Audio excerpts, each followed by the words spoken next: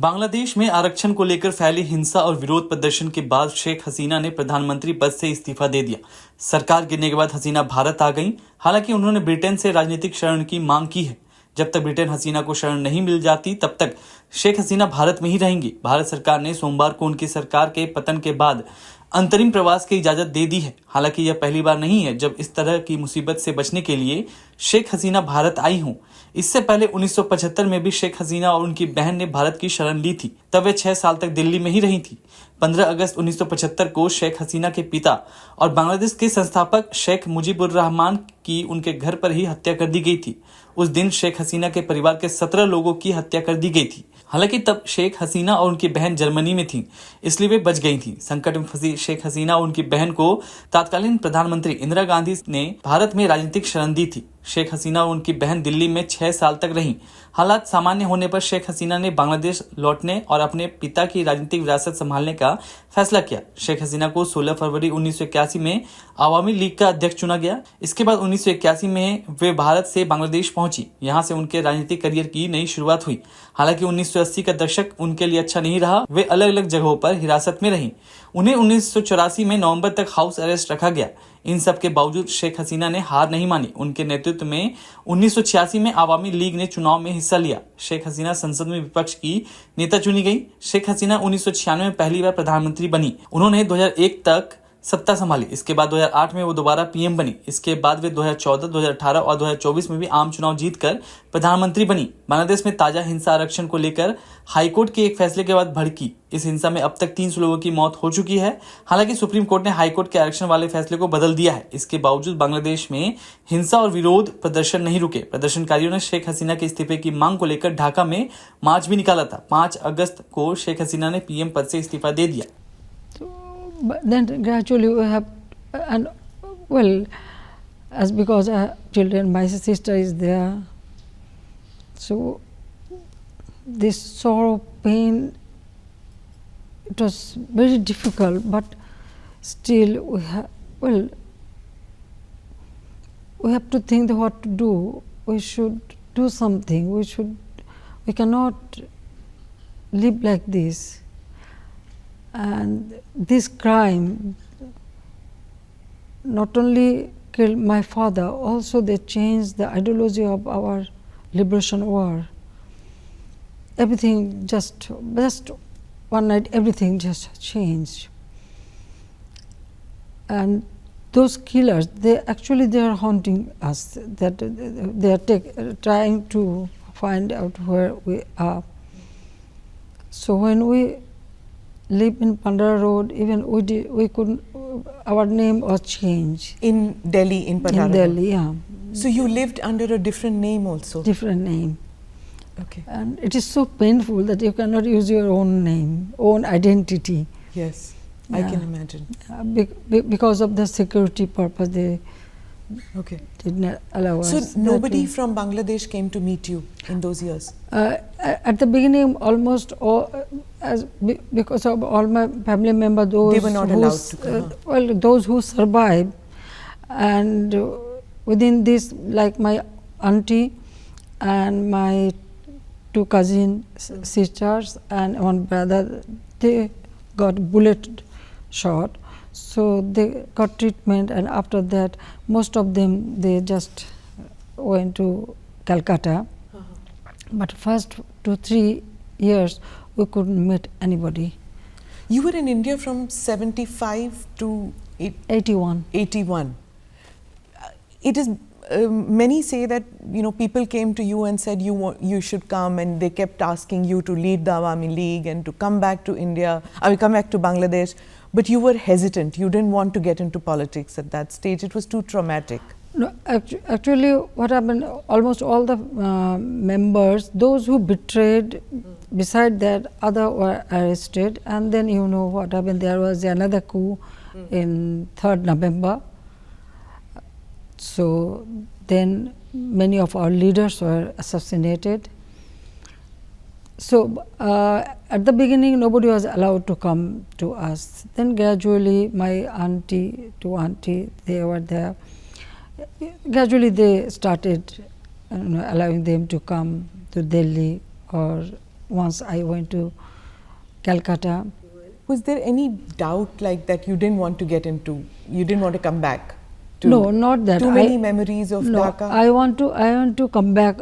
Definitely, I wanted to come back to my country. Definitely, but taking responsibility of party, such a big party, I never thought about it.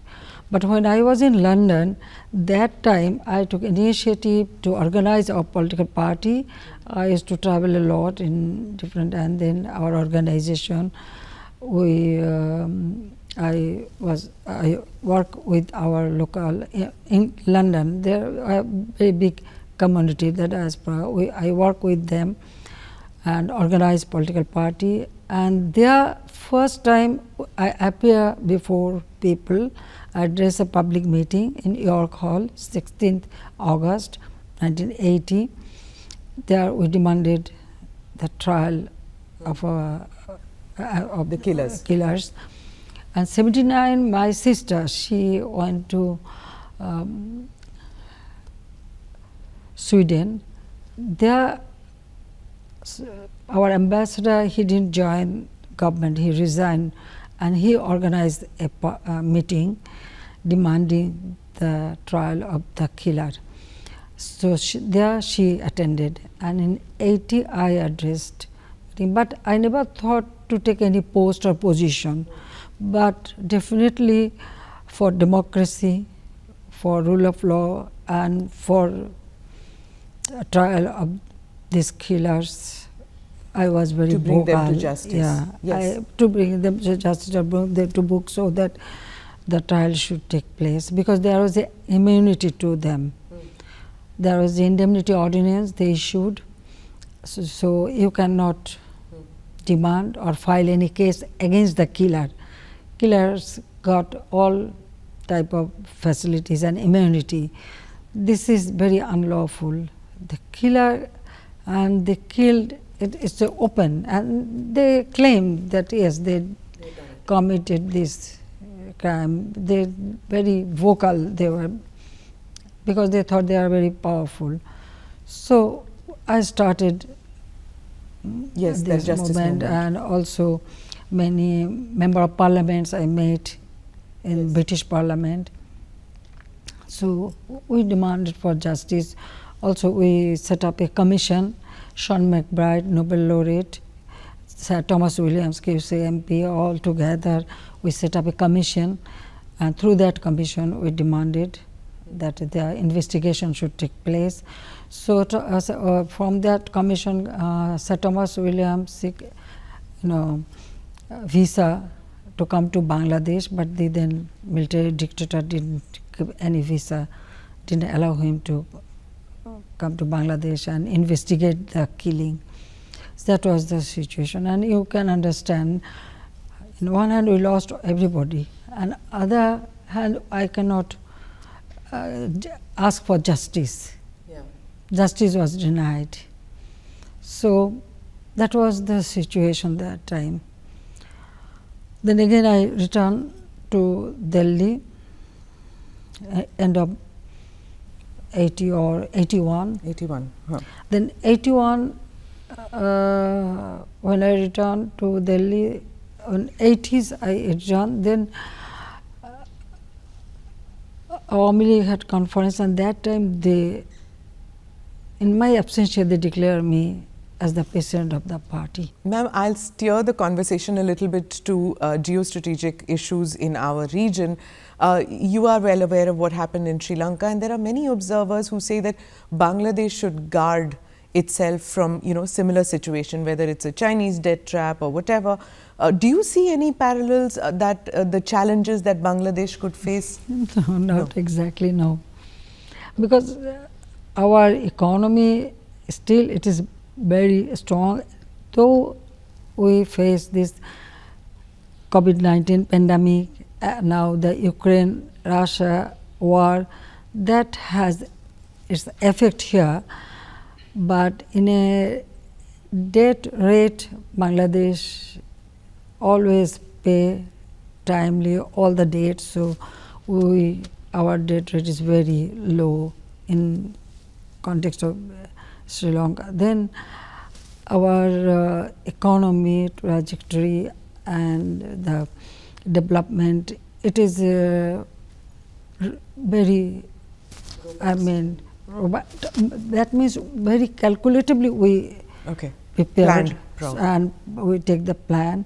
So, as because it is a very calculative way we are developing, I feel that we will not face the similar situation. Not only that, in a policy matter, the moment pandemic started, COVID-19, I call upon our people, and also we provided all kind of support and inputs up to the village level, and also encourage our people to grow more food item, as much as food they can grow. और आप हमसे जुड़े रहने के लिए subscribe करें YouTube पर, follow करें Twitter पर और लाइक करें Facebook पर। और ज्यादा जानकारी के लिए आपको टाइप करना होगा सिर्फ न्यूज़ नशा।